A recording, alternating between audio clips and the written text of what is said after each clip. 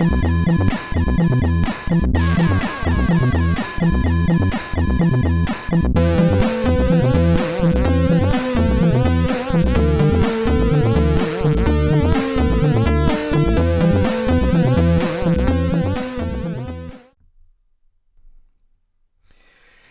is That Guy's a Maniac, the podcast. My name is Richie. With me, as always, is Farley. Say hello, Farley. Hello. We are a podcast about video games.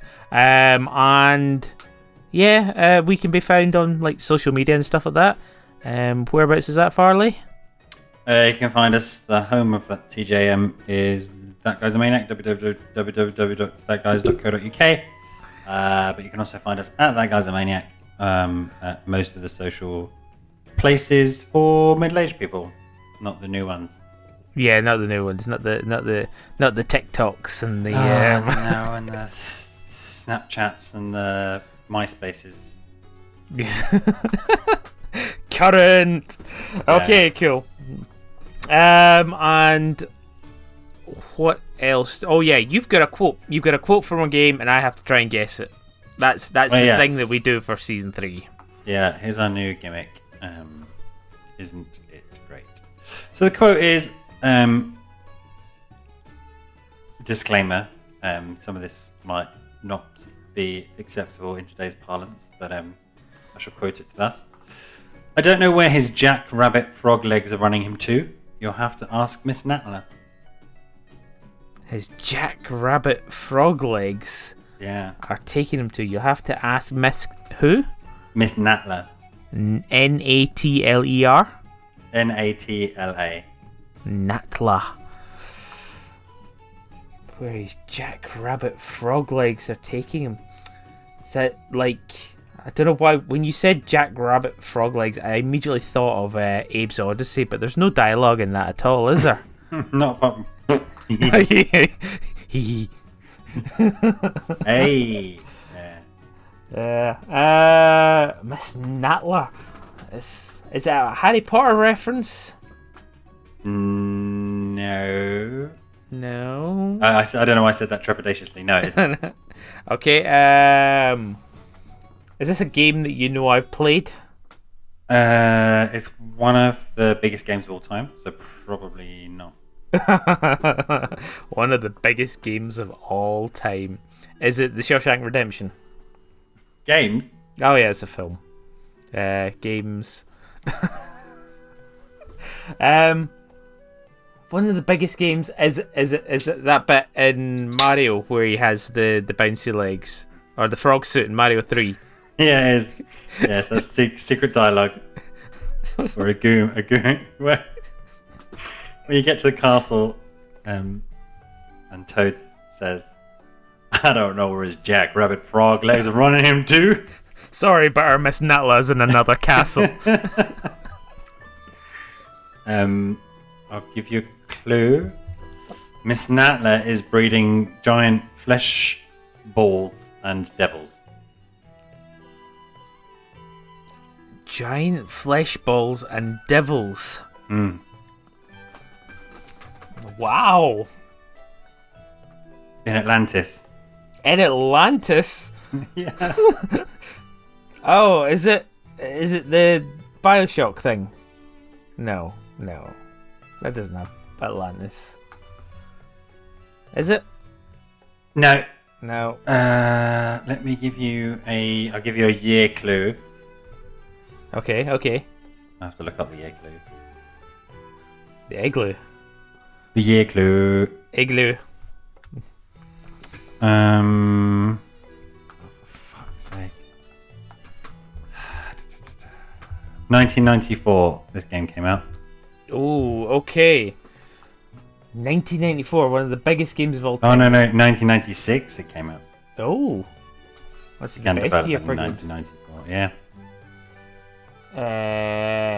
Jack-rabbit frog legs are taking him. Rob running him too. Do you want me to give you the next line? Yeah. Another character says, "Thank you, I will." Okay. Is it a Final Fantasy? No. Oh, is it an RPG? No. Oh, I am so lost. SNES? No. Mega Drive? No. Amiga? No. Oh my good god. PlayStation? Yes. Right. Okay. Is it like Broken Sword? No. Okay. Gran Turismo? Have you ever played a Gran Turismo game, Richard? Yes. I really got into the first Gran Turismo.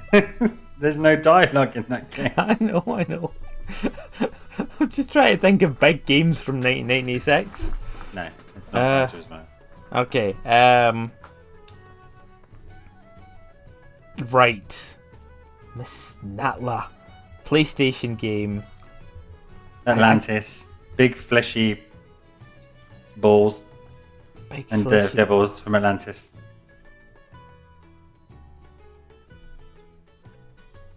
Is it a Crash Bandicoot game? Again, have you ever played a Crash Bandicoot game? Oh my god. I don't know. Like, I played the first one, and then there was like female Crash Bandicoots and stuff like that. I don't know. It might have gone down like the Sonic route where everybody has a voice suddenly. You know what I mean? Yeah, no, it didn't do that. No. Okay. What other clues can I give you? I think you'll probably get it if I give you this one. Just do it then, because it's far too long into the show, and I'm still stuck on Miss Natla. Developed by Core Design. Core.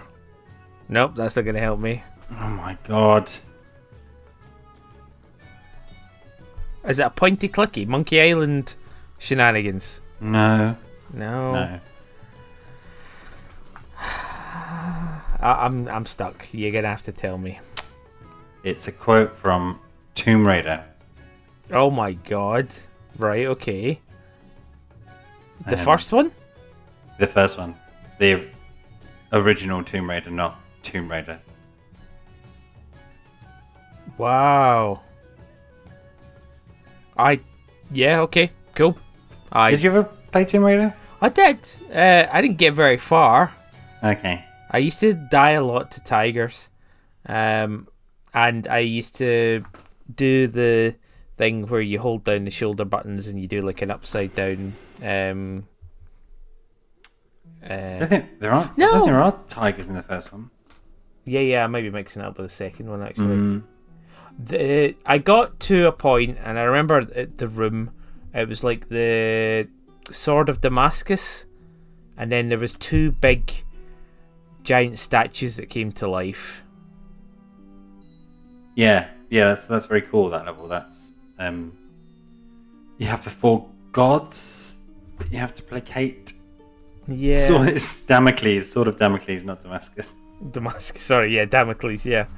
Yeah, we got the dangling swords which you have to slowly walk past whilst they Yeah. fall down. Yeah. Yeah. So you would have heard this quote because that is the level when you're on the trail of Pierre Dupont, who is the I'll be honest with you, if you turned round to me and said Tomb Raider has no dialogue, I would have been like, yeah, okay, I agree. I'm fine with that. I would have believed you. It has a lot of dialogue. I mean, we used to play. When we loved Tomb Raider in our house, and so we used to quote endlessly from it. The stupid little lines, because again, you could pop the PlayStation 1 disc into your and computer. You got all of our exertions at the end. Yeah, you've got all the and all the voice files as well. Yeah. Okay. I don't think I ever played Tomb Raider for the plot. I guess no, and yeah, I don't really remember getting much further past that Sword of Damocles. Yeah, and yeah, it was two big statue gods, and they just really just fucked me over, and I think I kind of gave up on the game at that point. Never really touched that. I can't really remember statue gods. What do the statue gods do? I want to say they spin with blades in their hands.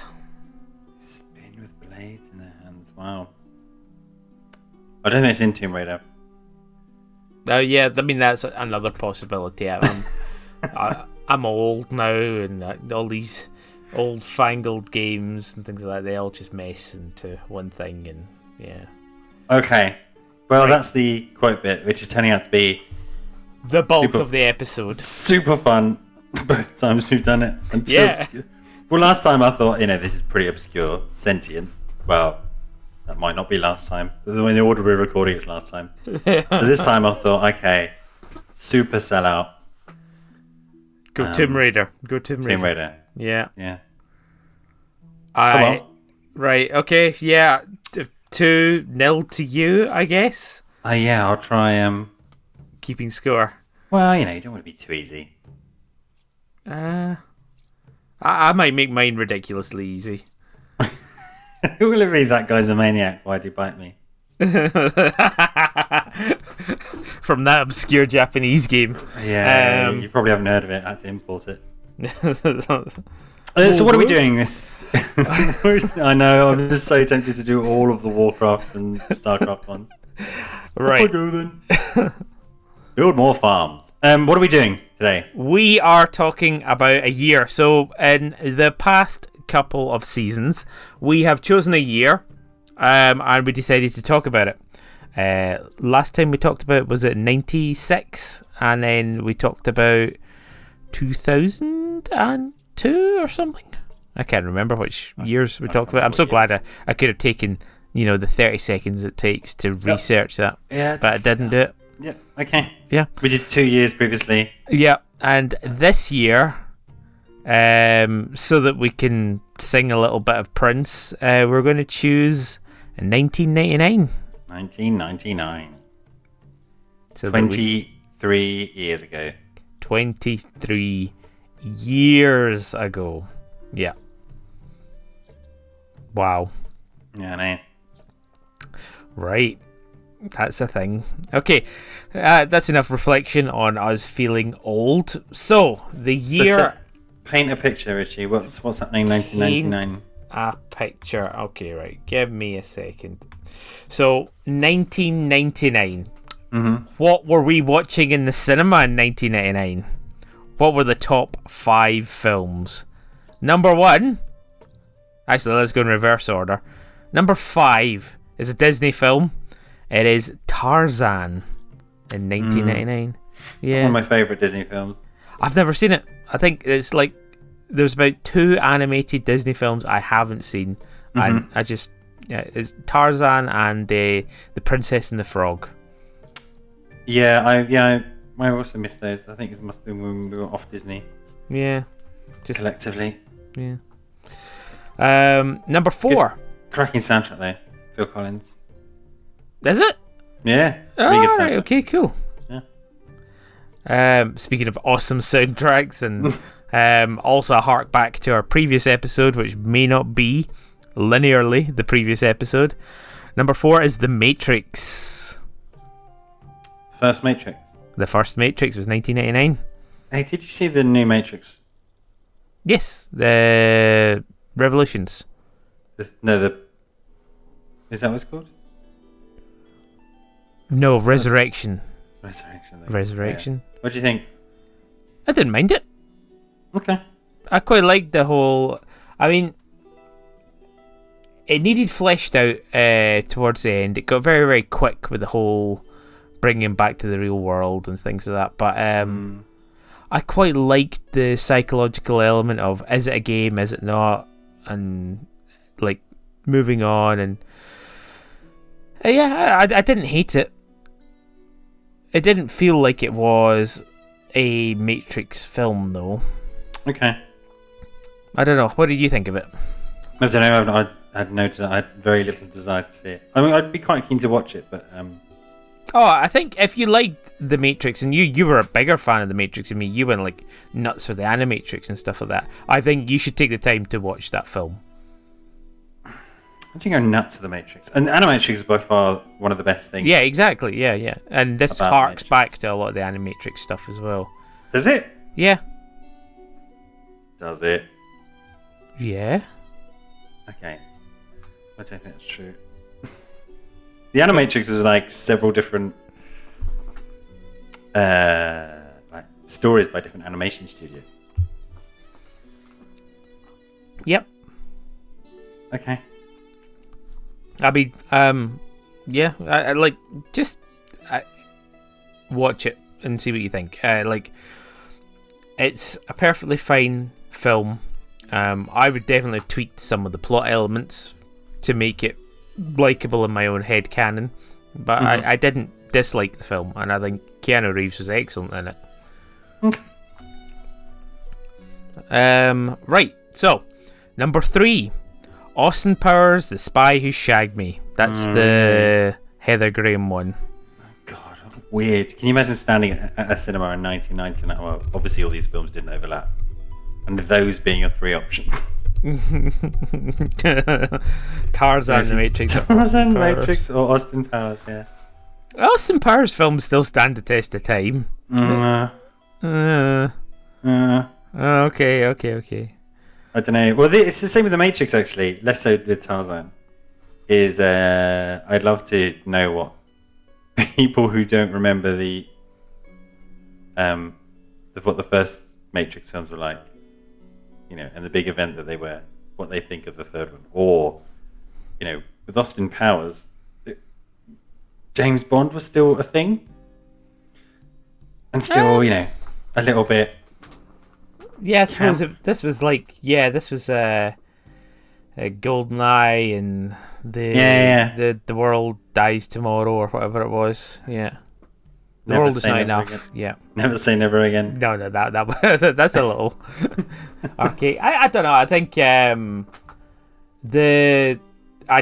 Austin Powers has its own timeless factor in there. It's quite kitschy and fun. Harks back to the 60s fashions, and it's camp, and it is. Yeah, I don't deny it as a film. I would happily watch all 3 Austin Powers films, and I think I would laugh at several points 3. through it. Yeah. Wow. So they had Austin Powers, International Man of Mystery, Spy Who Shagged Me, and then Goldmember. Very good. Moving on. Okay, wow. Right, Toy Story 2, another Disney film. I recently watched Toy Story 4, I think. Yeah. Fine. Yeah. I wasn't a huge fan of it. I think it was good, and it was empowering of Little Bo Peep to be empowering. The whole not joining the collective again was a bit weird, and you just know that they're somehow going to bump into each other for Toy Story 5. I mean, yeah, there's already however many ways they've been split up and broken up. Yeah, exactly. But interestingly, I think we might have talked about this on the last podcast. The new Toy Story related film is the Buzz Lightyear film, right? Lightyear. Yes. And despite seeing the trailer a couple of times, I couldn't really work out what's going on. But apparently that's it's the film that Andy watches. Yes. To be interested in Buzz Lightyear. Yes. Which isn't really clear in any of the marketing. I don't think it matters. It's not. I mean, the marketing's not there yet. What is it? October it comes out or something?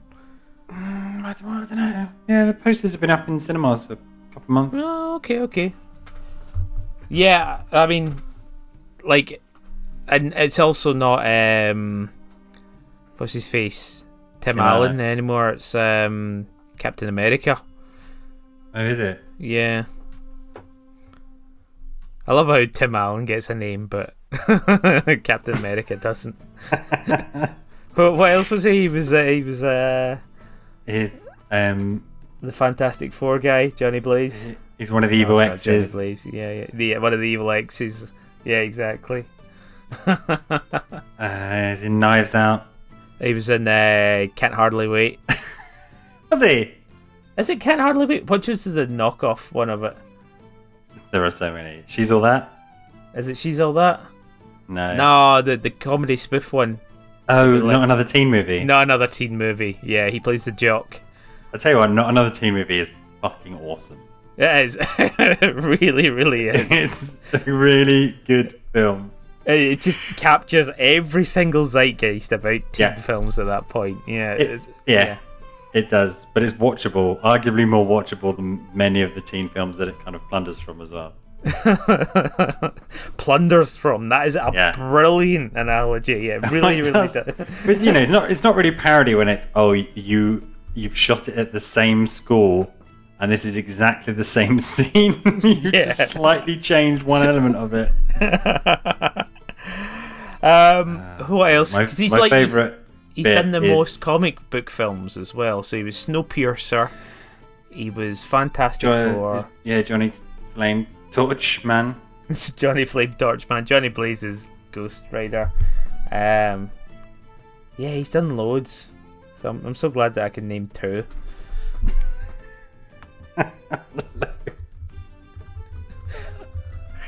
Okay, what was the top? We've got to talk about video games at some point, man. I know. I'm so glad that I emphasised that at the start. In our new intro to make it concise and more streamlined. Yeah. This is a film about video games. A film about video games? Oh my god!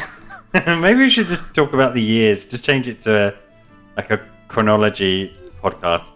Yeah, just talk about what happened in the years of 1990 to 2002. No, let's just start with 2000 to 2022. That's like half a season or a whole season, and then we can just that'll do. Yep. 2019, 2020 would be tough. I wouldn't. Probably the most amount of games we played in our life has been during COVID. Oh no, I don't think we talk about games. Just the years. Oh, just the years in general. Yeah. Oh yeah. I mean, well, I don't know. The sea was on fire that time. Yeah. And, Suez Canal. Yeah, there's lots of stuff about. Yeah, there's a boat that turned around. Yeah. Yeah. Right. Okay. Finish the films off, and then you were still painting us a picture as what 1999 was. Yeah, I'm trying. Yeah, exactly. So I would say, one thing, number one film. Maybe you know this one. I'm not gonna make you guess it. I'm not even gonna try. It is I See Dead People. Oh, Sixth Sense. Yeah. Doesn't feel like that was 99, does it? No, it doesn't. Man. No. Was that when spoilers became a huge thing? I think so, because I think I told you about this. When I went to see Sixth Sense, it was with my friends in high school. We had this thing of going to the cinema almost every day. Oh, and you guys are so cool. Yeah, so cool. And about 15 minutes beforehand, I got spoiled. And I was a nice guy, so I actually just sat in the cinema knowing full well exactly what was happening. And it wasn't great. I hate that, to be honest. Do you know who's the worst spoiler for everything right now? It's fucking Google Feed. Do you have a Google Feed on your phone? No, Google products. Maybe we've talked about this on the podcast. They become comically unreliable, right? In that they shutter things which are really good and create things which are unneeded. I just find it so confusing now. You know how, because Google Chat used to be just as part of your mail. Yeah. Then there was Meet and Hangouts. Yeah, it's just Meet now. Yeah. And it's just Meet now, but it's not Meet, it's Chat again. Oh, have they put it back to Chat? Okay. There's a new thing called Chat, and it's just nobody cares about your slightly different ways of accessing the same.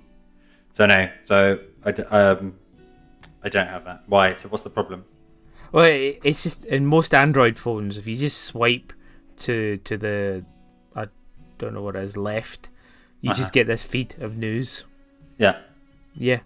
And that feed of news, because it listens to me constantly, it knows everything I like. So TV shows, like a good Drag Race season. Yeah. It loves to tell me, what's about to happen in the next episode. Or MasterChef is even worse. You know, like, if for some reason I can't see the finale of MasterChef, I will accidentally look in the wrong direction and just get told by Google, oh, by the way, blah, blah, blah, one. And I'm like, well, fuck you, Google. Fuck you very much. It was like, I feel like there needs to be some kind of software that says, no, Google, you can't spoiler these things. What you're doing is bad. You're bad AI. This is the new Turing test. Is that okay, Google? Oh God, no. I know exactly what's just happened there as well. 7 devices that are perked up. Oh yeah, you wanted something. That's the new test of intelligence. Is okay. You have all this information, so you know how these things end. But if you were truly intelligent, you wouldn't just spoil everything instantly because you don't understand that people don't want all the information all the time. Yeah, Google's brick. Also, other films that came out that year. We're going to quickly run through these ones, although they do probably deserve more of our attention. American Pie. Oh yeah. Yeah, good film. I don't think that's aged well. I don't think so. It's far from woke. Although I did get invested in the later ones. The ones without everybody in it, like the Naked Mile and stuff like that. No, the ones where they kind of all come back and they're older and it's. Oh, yeah. Reunion, American Pie Reunion. Yeah. That was good. Yeah. That's just one film. That was 10 years ago. Yeah. Oh my God. Yeah, it doesn't warrant the reunion, but that was like the middle of How I Met Your Mother. So what's her face? Alison Hannigan was everywhere anyway. Oh dear. The Mummy came out as well. I felt like that was much, much older. The Brendan Fraser one? Yeah. The first one? Yeah. Yeah. Okay, that pans. That checks out. Yeah. And Fight Club. Oh, was that 1999? Yeah. He says. I'm just going to ask you that question, even though we're talking about 1999. Yeah. We've established that. I mean, it's definitely worth rechecking and asking me again because I might have been wrong. Okay, and that's the films. There are plenty more, but I'm not going to dwell because we've already spent 20 minutes talking about films. Yeah. So moving on, we also had on TV, The Sopranos started in 1999. Yeah. And a very good age indicator. Was it when you have like a fossil species that you use as an indicator? An indicator species? A biozone fossil. Okay, a good biozone fossil for me is what stage in Friends you were at. So this was... so the spring finale was Ross and Emily getting married, but he says, I take thee, Rachel. And then the new season was like that whole fallout of Ross and Emily getting a bit like antsy and splitting up and all that sort of shit. Remember? It's a shame. Was it? Yeah. Because Ross could have moved to England and we wouldn't have had to have Ross and Friends anymore. No, I think Emily was far nicer than Rachel. Yeah. Yeah, but does Ross deserve nice?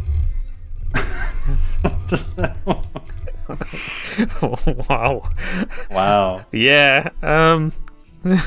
Judge, jury, and executioner. Yeah. So both Ross and Rachel deserve to be punished. Rachel punished by being with Ross, and Ross punished because. So essentially, the Friends is just kind of a limbo until they can be punished enough to their souls become clean. Kind of like Lost. Did you watch Lost? I watched Lost. Okay. I watched it up until it fell off, jumped the shark. Season 3, they had the writer's strike. No, not even that far. Oh wow! Not Okay. even like Wow. season 1, I think. With the season 1 ended with the polar bear. Yeah, and I was just, not particularly. This isn't even 1999. This isn't even 1999. Was there ever a Lost video game? Yes, there was, and it used to do previously on Lost, and then it would do a recap. Nice. That is nice. That's the only good thing about that game. Oh, okay. Because it Did you came play out. I played it with Duffin. Mm-hmm. So like Duffin was playing it, and I think I was just like round at his house, and he was just continuing to play it, sort of thing. Good times. Right. Times. So that was movies and TV. Yeah. Other things that were happening in the world. The Euro was brought out in 1999. Was it? Yes. We also had Napster turn up for the first time in 1999. Hey. Yeah. Putin came into power after Really? Boris Yeltsin. Okay. Scottish Parliament happened. Columbine also happened as well. Good times. Well, fortunately, that doesn't happen anymore. Yeah, exactly. It's not even current anymore because the Americans got that all sorted out. Yeah. Okay, move on swiftly. Music in 1999. I feel like all of these tracks still make it to our playlists. Okay, go on. Baby One More Time. Right. Blue Dabba Dee. Mm-hmm. No Scrubs.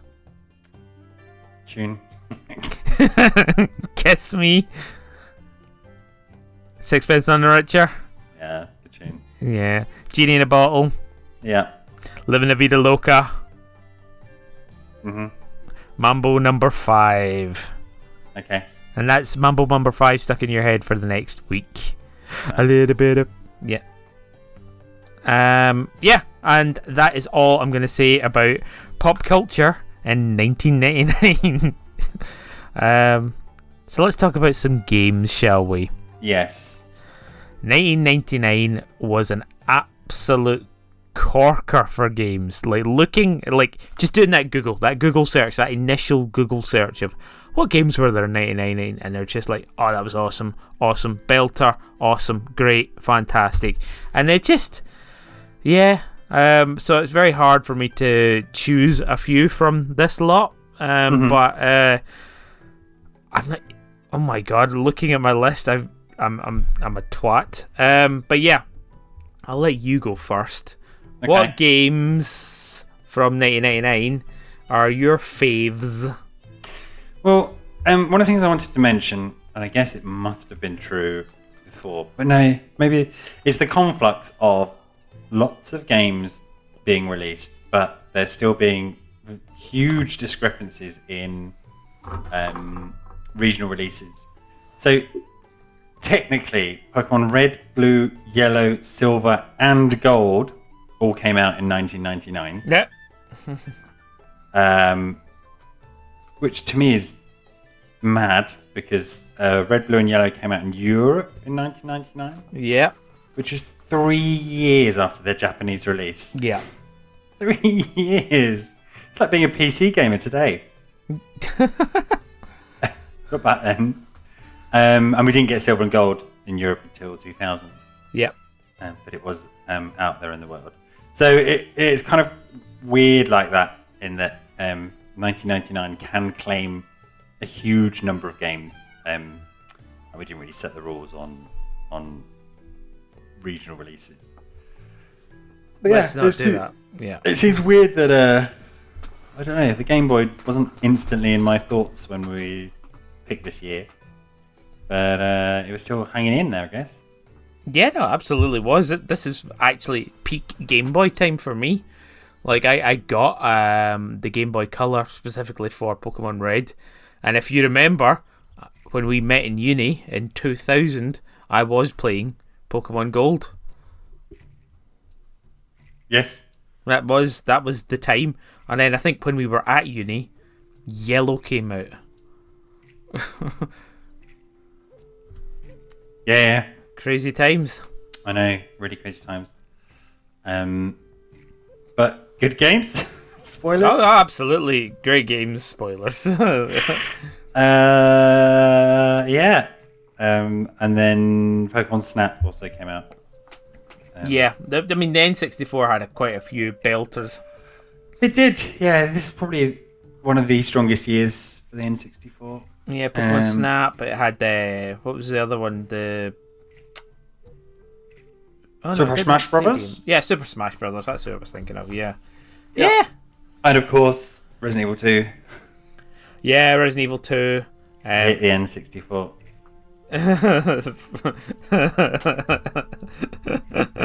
Stupid N64 version. Yeah. Cool. So did you ever play the N64 version? Yes. What was the difference?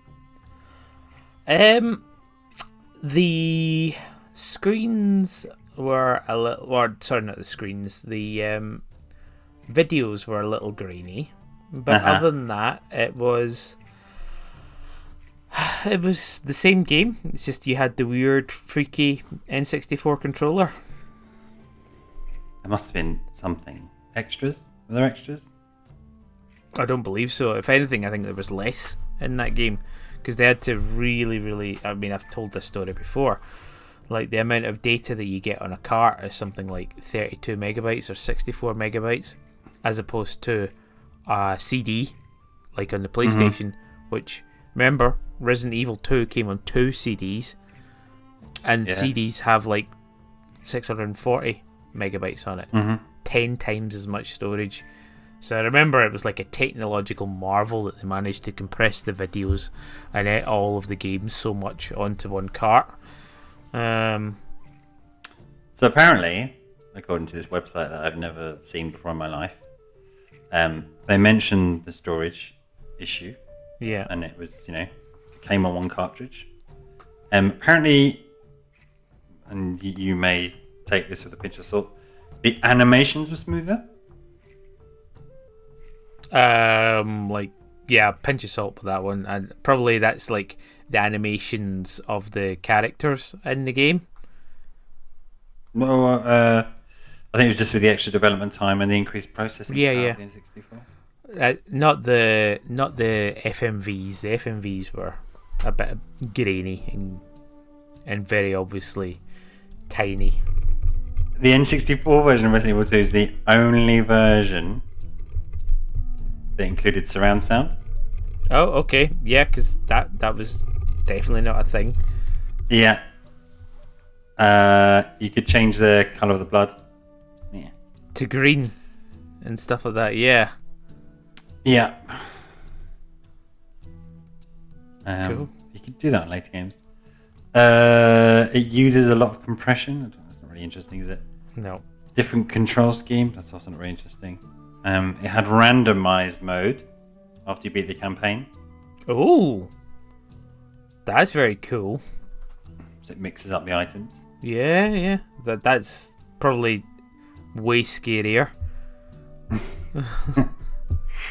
And the battle game wasn't on it? No, that was Sega Saturn, I think, only. What was the battle game? Basically, Extreme Battle minigame. Yeah. You run around the mansion, 2 players, and you try and shoot each other. Okay. It's awful. Remember that it's like these angles and things like that. It had some extra files. Did you know that? No. Wow. And it also had alternate outfits, including one of Leon's best outfits. Oh, okay. Which is his biker outfit. Oh, right, okay. He's in like a leather waistcoat. He's got some shades on and a bandana on his head. Fair enough. There we go. That's a rundown of the key differences between the N64 version of Resident Evil 2 and all the other versions. Debatably the best version. Debatably. Debatably. Okay. Yeah. Whilst we're on Resident Evil, I guess Resident Evil 3 came out. Yeah. Which I don't think of with quite the same level of love as Resident Evil 2. No, I don't as well. There was too much. We've talked about this before as well, but there's a random factor already existing in Resident Evil 3. Like, you get different choices, you go different places, things like happen. Like, I played through Resident Evil 3, and this is the exact same quote that I've said many times before, even before the podcast. I never saw a mine layer in my life, but I remember watching you playing it and thinking, oh, you've got a mine layer, and you've got like different flavors of mines. I have never to this day played with the mine layer at all. They didn't even bring it back for the Resident Evil 3 remake. They did, didn't they? No. I'm pretty sure they did. I'm pretty sure I used it in that when he becomes a dog nemesis and he's running round and round and round. Yeah, they did. Because you could knock him off the wall by firing the mines. Oh, okay. I think you only can use it in that boss battle. Oh, that might be it. Like, anyway, yeah. So what I liked about Nemesis was that you got to see more of Raccoon City because you only see yes, yeah, absolutely. the bits that you're running through the streets. And you're always, what's happening just over there? And so it's cool to see. And you get to go back to the police station as well, innit? Yeah, you get to breeze through the police station, and then of course you end up in all kinds of funny places like the clock tower, etc. But unlike Resident Evil 2, it's just that pressure of the nemesis. I think you felt like you could never really sit and explore relax. And enjoy it. Yeah. Or I'll just get through this bit, then I'll be safe. I mean, there were safe stretches, but yeah, they broke the rules as well. Like the save room music. Yeah. They did the whole like record scratch. Oh shit! It's not safe anymore. It's not safe anymore. The music lied to me. Yeah. Which is very cool. So yeah, a lot of love for Resident Evil Nemesis. Although I think Resident Evil 2 is still my favourite of the PlayStation ones. Absolutely. We also had Ocarina of Time on the N64. Really? Is that before? Was that the first one of the N64? N64 ones, yeah. There was only two on the N64. There was Ocarina of Time and the Majora's Mask. Okay, yeah. Again, regularly tops the best games of all time lists. Yeah. I could easily play through Ocarina of Time again. It's weird. I'd be happy to. I think I can on the Switch as well. Yeah. Yeah. Did you get it on 3DS as well? Yes. Yeah.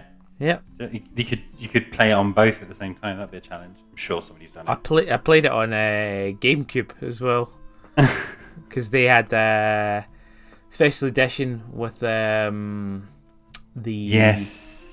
the funky modes, right? Master Sword Quest. Yeah, it came with Wind Waker. Yeah, you got the Master Quest, which is basically a fucked up remake of everything. And it really is fucked up because it's just like there'll be like you go into Jabba Jabba's belly and there'll be like a cow sort of there, and you're like, why the fuck is there a cow in Jabba Jabba's belly?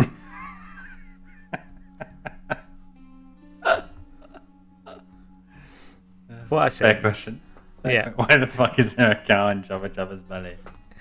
No, sorry. To make it a little bit more obscure, there is half a cow poking out of the cheek in Jabba Jabba's belly. Okay. Yeah. Is there a cheek in a belly? The name of the dungeon is Jabba Jabba's belly, but you come in through the mouth. So technically, I think the cow was part of his tonsils area. Okay. Yeah. Sorry. Just Did you ever resolve? Clarify. Did you ever resolve why there is a cow? No. That is an example of some of the fucked up shit in that game.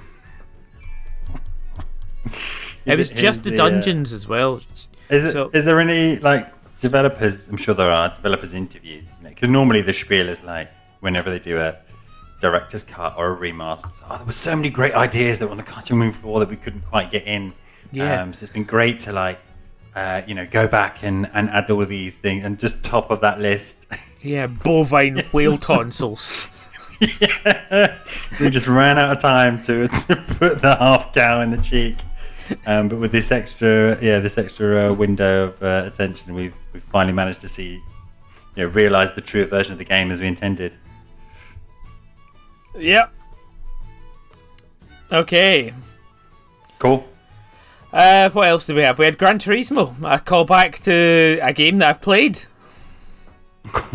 Go back to 15 minutes ago. Yeah, exactly. I like Gran Turismo, but I was shit at it. Oh my god! And it felt like so much hard work because you had to earn your licenses in order to do anything. Oh my god! It's like, did you ever play Pilot Wings?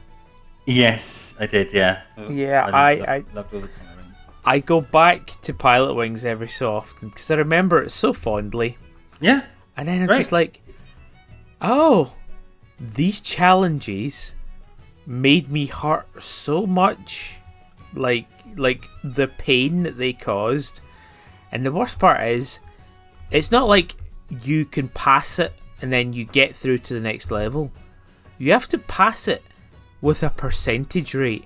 They grade you on how good they think you are at this game. So if you fail, I think if you fail 3 times, is that right? Back to the beginning of the game? No, it's not back to... sorry, Pilot Wings 64 I'm talking about. Ah, okay. Did you play Pilot Wings 64? We think we've talked about this, and I haven't. No, it's one of the only ones I haven't done. Oh, I didn't play the DS one either. Yeah, it's so unforgivingly hard, and then there's just like... It was so worth it because you got the free... infinite jetpack to go and explore around the islands in Pilot Wings, and that was just so cool. Like, you could just get in down close and you just like see people at a fair and stuff like that, which was just going on whilst you're trying to fly through loops and the most brutal thing. But yeah, sorry, holding the racing line and doing the licenses and things like that in Gran Turismo, yes, you would. It was the same sort of thing. You got graded. You didn't get a pass or a fail. You just got graded. So you couldn't luck and persistent through it. It was just like, yeah, you actually have to get better at this. You have to get a 90% pass through in order to do all this shit. So I remember doing all the licensing, and then everybody, a magazine that I read, was just talking about how the Nissan whatever thing is the best one that you can get, because you can get all of the add-ons and plugins for it and get it up to like 949 horsepower, and that's what you need to get. Like, that is the fastest, best car so that you can compete in the last races and stuff like that. But I didn't. I found a Dodge Viper, and I decided it was my favourite car, and I just learned it. I mained it. Mained it before maining was a thing. I just tried to... I just sunk myself deep into that and just continued on. The worst part is, if you were to give me... Sorry, go on. Go on. For me, I did... It's because my brother is extremely good at driving games, right? It's just something in him that it just means he more often than not would just beat me at any kind of genre of racing game, right? If it's Formula One, find the line. If it's rallycross, bouncing off the walls, just hands down. So he kind of blitzed through all the licenses and unlock cars, yeah. And I had to really kind of sit down and struggle. And I think one of the first cars you unlock is a Mazda Demio A-Spec. Okay. Which is just like a shitty, suburban car. And so I just stuck with that the entire time. Nice. So I just really love the idea of bombing around in an affordable, none of these power cars. Just the first. Well, that's the thing. It's like the Nissan Sunny or whatever it was did not look good. it was a boy racer's stupid car, and you put a spoiler on it, and you're like, this is not cool. Which is why I went for the blooming Dodge Viper.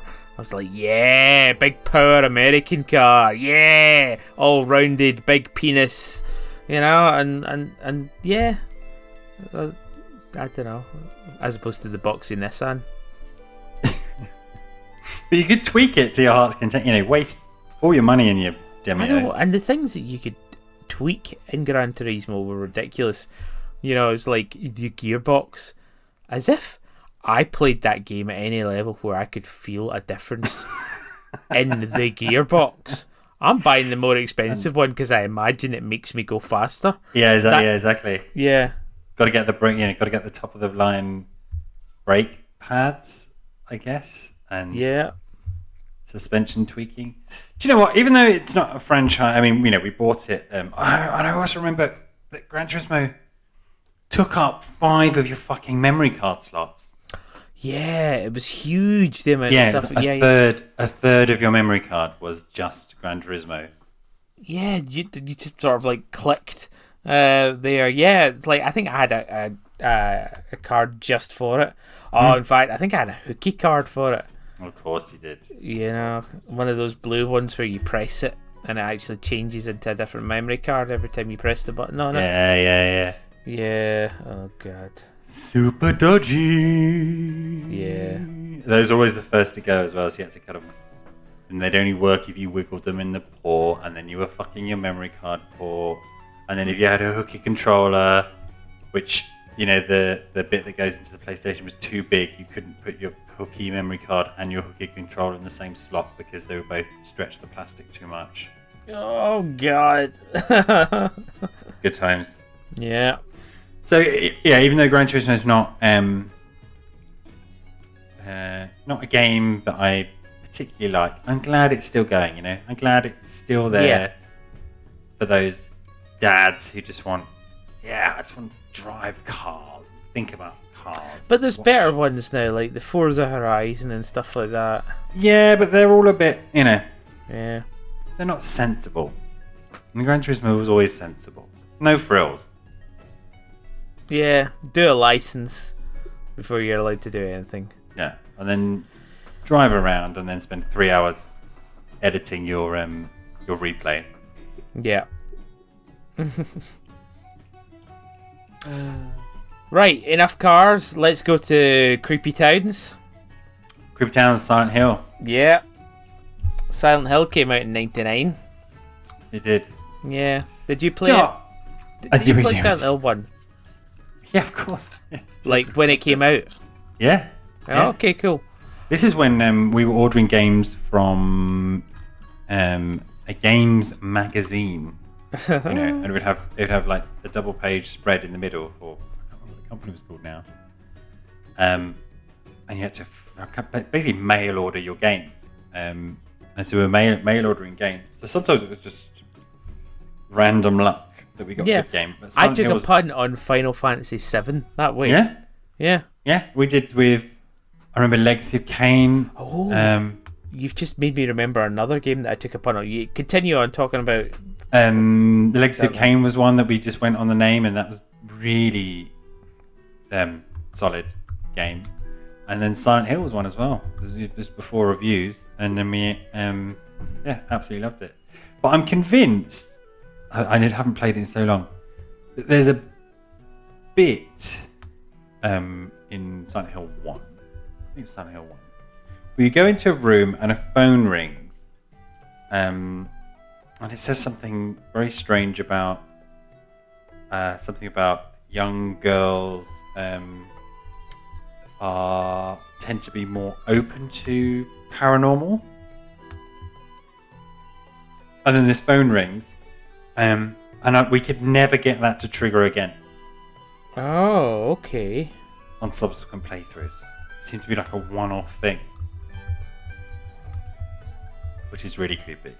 Yes. So I never I played Silent Hill for about half an hour in an HMV once. And I went in there to actually buy Darkstalkers 3. I remember. And I played it and I was like, I don't really get this game, because basically all I saw was it was a Resident Evil type game. I was in a cafe and there was flying things that I tried to shoot. Oh yeah. Yeah. But I never played Silent Hill 1 beyond that. I played Silent Hill 2 and finally understood what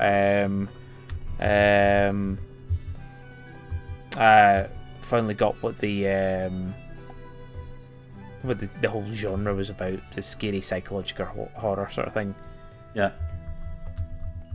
And yeah, I actually ended up going back and playing Silent Hill 1 in entirety on the PlayStation 2, because remember back compatibility was just a thing. Yeah. Yeah. It's still a thing today. Yeah. I played it through because I got Silent Hill 3, and somebody said to me, "Oh, you need to know the story of Silent Hill 1 before you can play Silent Hill 3, because it's Harry's daughter." And I'm like, "Oh, shit, okay." And yeah, the way I played it, I don't remember what was happening in my life, but basically, I think I was working, and I would get home and I would play it at like, I don't know, 9 o'clock at night for a few hours until like 1 o'clock in the morning, and it would just be so scary. Like on my own in my bedroom at night trying to play Silent Hill as quickly as I could so that I can play Silent Hill 3. Do you know? I know, I can just feel that dread. The game I had this with recently was Zombie U, which I'd got on the Wii U and never really put much time into. So I thought, you know what, I'll finish this. And so I was playing it, much as you just described, very late, and at some point you're sent to a kindergarten, like a nursery. I was like, oh, fuck it, just fuck this. Yeah. I cannot playing this, at night. I have to play it during the day, because you enter the nursery, and like a ball moves across your path, and there's little children laughs, and there's like loads of little children zombie hands. I was like, nah. Yeah. Can't do this. Yeah, Silent Hill's like that. Oh, great, a hospital. Oh, great, a school. Yeah, the tropes are real. Yeah. And you just really fear when the air raid sirens start to go. Oh God. Yeah. Good game. Yeah. I can't remember. I don't think it was because we didn't have that many Konami games. So when Metal Gear Solid came out, and Psycho Mantis would read your memory card. Yes. Of other Konami games. I don't think it would read Silent Hill, sadly. That probably says a lot. Yeah.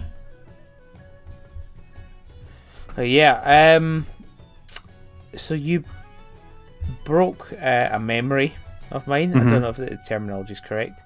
About a game that I ordered on a whim, and it was it's actually from '98. So imagine this podcast going off tangent. Like we've stayed so true to video games and all that sort of shit. Anyway, there's a game called Wild 9.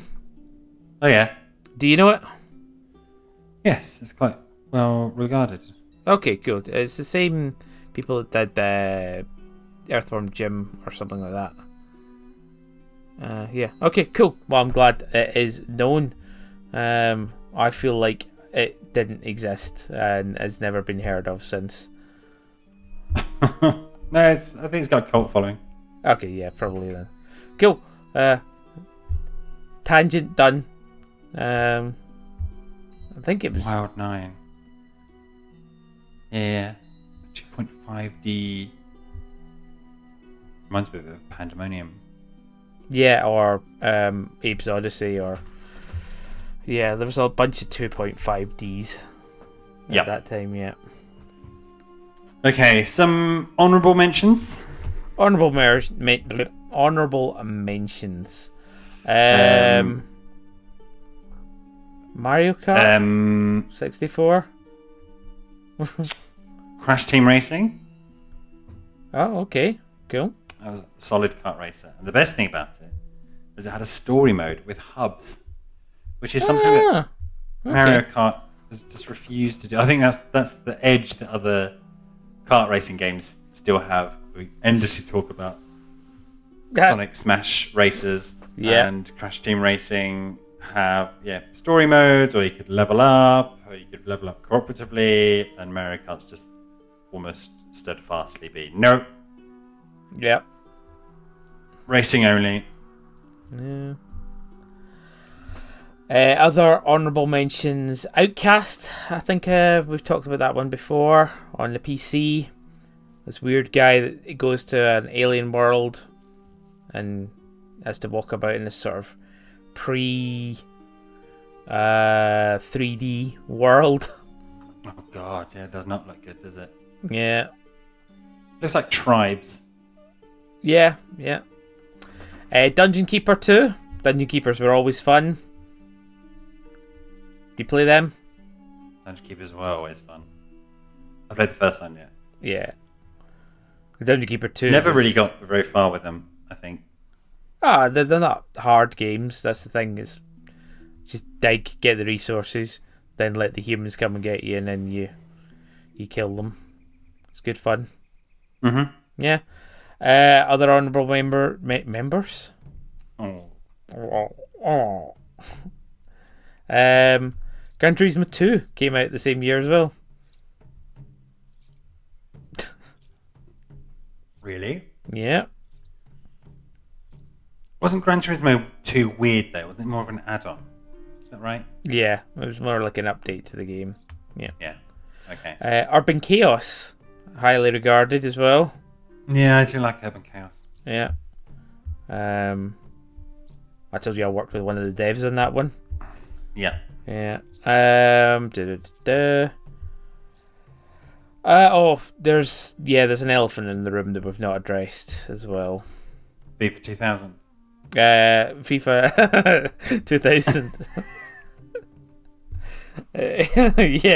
On FIFA 99 as well, apparently. No, FIFA 99 would have been 98 now. No, apparently it was released in 99. Really? Yeah. Interesting. Wonder why that was. Maybe it's the whole different locations or something like that. Do you know what I mean?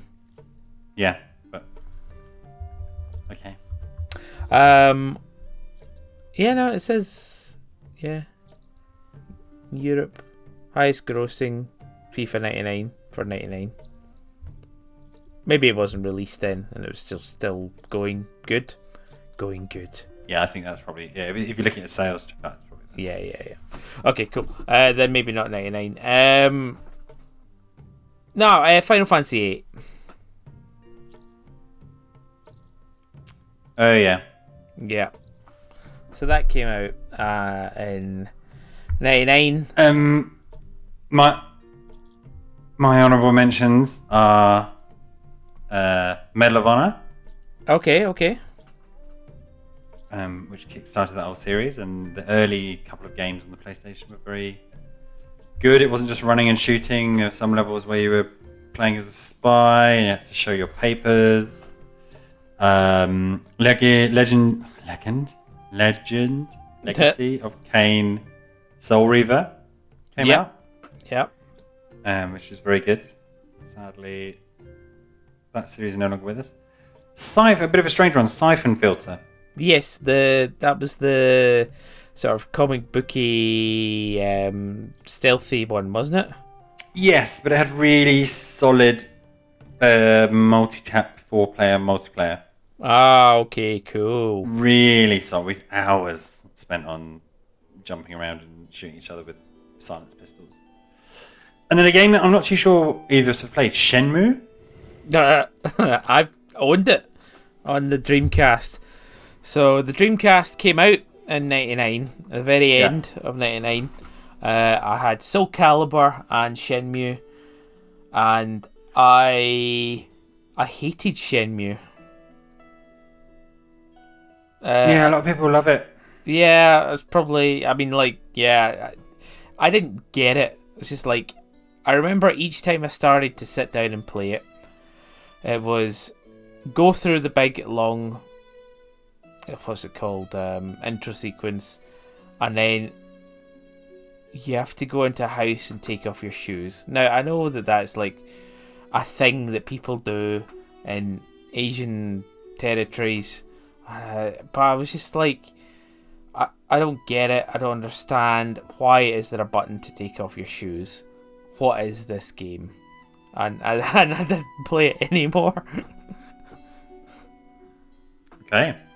Yeah. Did you play Shenmue? No, I didn't. No. So I never got the hype, and I never got why people were asking for it over and over again. And then sequel did come out. Didn't seem to be that good, but yeah, I was aware of it. Yeah, it's been part of pop culture. It exists. I played more as Shenmue's character in Sega Racing than I have played Shenmue. I don't even know the name. It's Ryu, isn't it? Yeah, it is Ryu. Yes. Yeah, bombing around his little forklift truck. So if that's you done for games, Yeah. something I spotted whilst researching this. Do you know what the most critically, what do you call it? Acclaimed. Acclaimed game of 1999 was? Donkey Kong Country. No. So across the board, bearing in mind that Ocarina of Time came out, Yeah. Final Fantasy VIII came out, Yeah. it's Soul Calibur. Oh, okay. I mean, it had Game- a huge following from the arcades as well. Yeah, but it's Game of the Year, EGM, GameSpot, Hyper. Scored a perfect 40, the only game to score a perfect 40 in Famitsu. Wow.